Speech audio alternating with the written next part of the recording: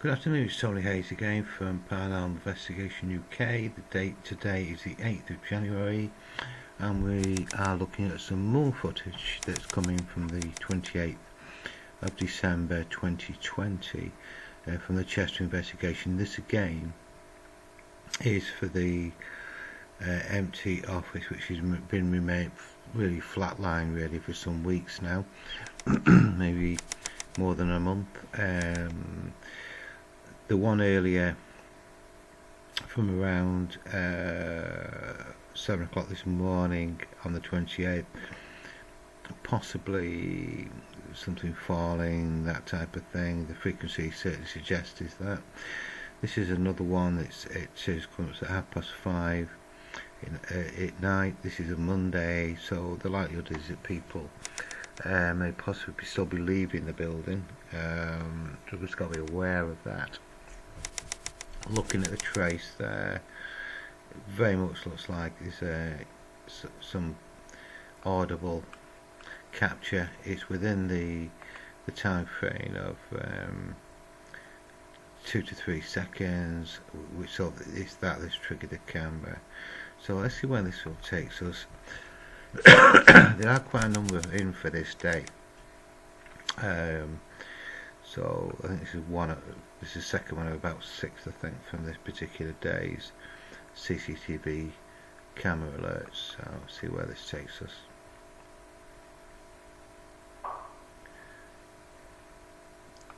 It doesn't sound rap. It doesn't sound like a rap. Undoubtedly with this particular room, from late May 2020 through to June, July, August, September and into October, we were dealing with raps. We were present on at least 2 occasions when we had these raps. We've also captured on CCTV footage as well as digital recorders. The raps are very unique. I had so many now, literally hundreds of things, that I just know what they sound like. And the frequency is obviously clearly different. That isn't rap territory. It just doesn't sound like it. So let's deal with this rap first before we actually look at the rest of the video.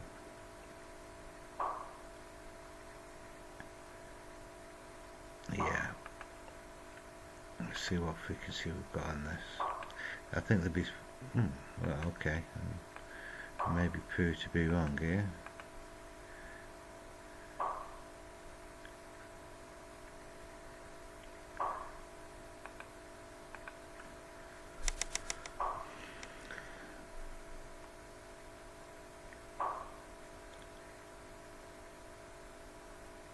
Okay, I've got it on average now rather than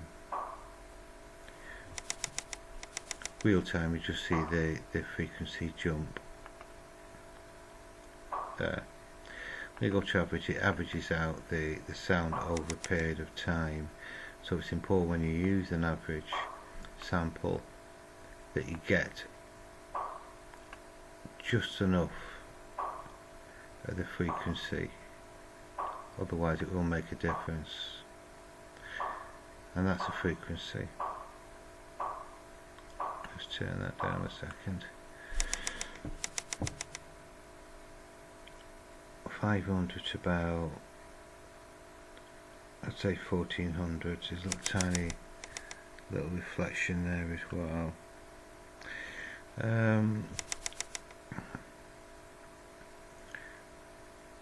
I'm not sure where we've been. You know, those that have been following the case carefully will know we're dealing between a very small spectrum of frequency, maybe just 100 Hertz. This is 500 to about 1400. So it's around about 800, 900 Hertz of frequency. Might be close to 1,000 actually, because you've got that little peak there. It's certainly a little bit different. I'm just going to take a screenshot and then we'll actually come back to listen to it again.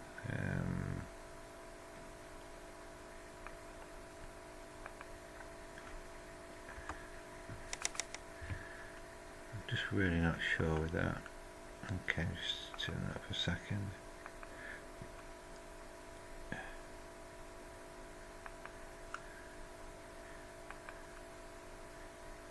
Turn that back up.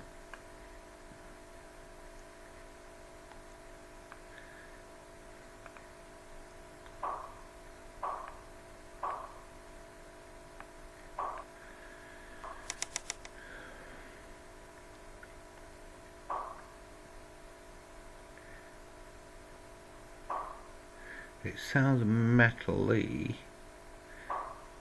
or something solid, but there's nothing really there. The possibility is that on the 28th of December here, it's been incredibly cold.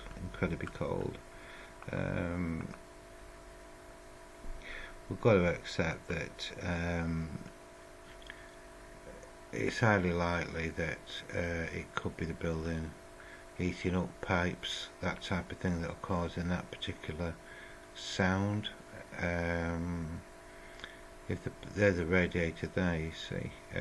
This obviously is loud enough to trigger the CCTV alert. You can see it there. That's what's triggered the camera, so it's got to be relatively close.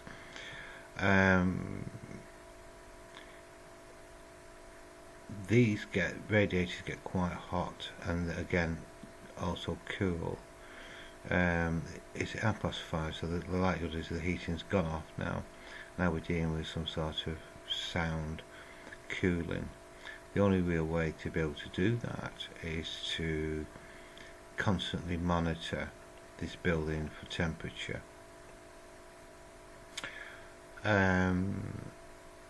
I'm just wondering if that is a possibility that we could do that.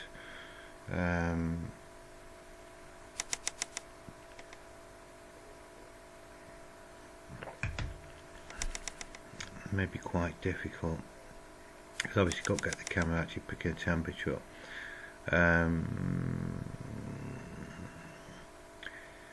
I'll speak to the owner about placing some temperature readouts which can be matched up to the cameras in both the empty room and in the main office.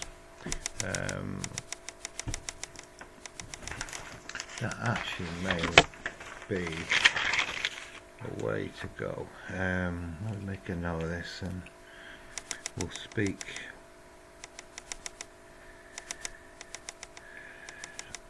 I'll speak to the owner, discuss the problem. What we need to do is monitor, and we need to capture on maybe somehow, or at least some way of measuring, so we can match it to the time. So this is at 5:30. If we've got a time of say an hour before, what is the temperature? Could this account for it? It may not completely give us all the answers, because when you've got certain aspects of the building cooling down, for example areas in the roof area, this is quite close to the tiles. This is completely open plan. You can see the roof, so we need to consider all aspects. And unfortunately, with the UK lockdown now in full flow, we just can't go in there to investigate it further. But we will at some point. But if this predicting spring, the winter period's gone by that stage, and I still think there's stuff to learn from this. So I'll discuss the problem with you and see if we can come up with some sort of method of temperature. Because if it's, for example, 22 degrees Celsius all the way through and doesn't fall away until say 2-3 o'clock in the morning, when the room's really cooling down, we can possibly rule out that. But again, I don't know how the central heating system works, what times it switches on, what times it switches off, so a little bit more investigation work. One other thing on as well, the reason why I want to keep to about a week behind with the footage, it gives us opportunities to try different things. For example, when the videos come in, I would tend to have a quick listen as they come in, and at some point over the next few days of footage, I just can't remember when it was done, we were picking up certain noises within this empty room area, and you could also see little flashes of light, and what I suggested was was a possibility of some sort of gritting taking place, and that was causing this droning sound that we could hear, and the answer was yeah, because the camera from the main office excuse me, building actually picked that up. So I think staying a little bit behind with it and gives the opportunity just to look into, investigate it further and debunk is quite important. So right, I'm going to turn the volume up on this one, and let's go our way through now. Let's see what we can find. It's going to be a bit of a noise now, so we're ready. Okay, turn up a little bit more.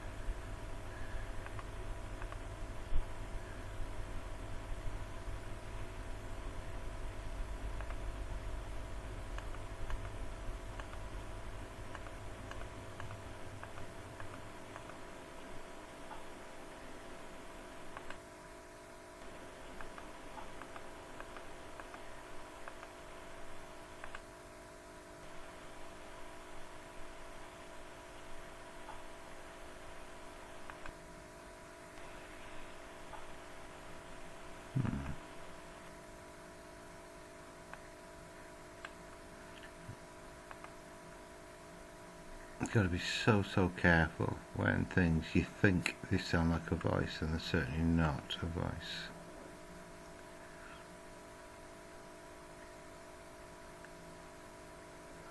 Just can't hear it. You've got to be turning it up quite high.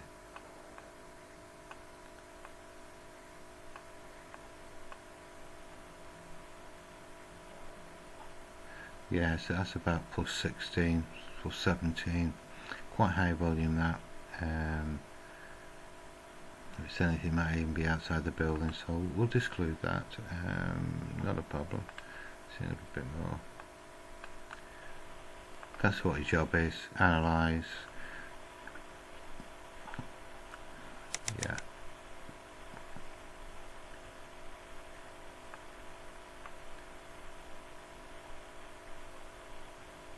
You do get a microphone pop with these from time to time.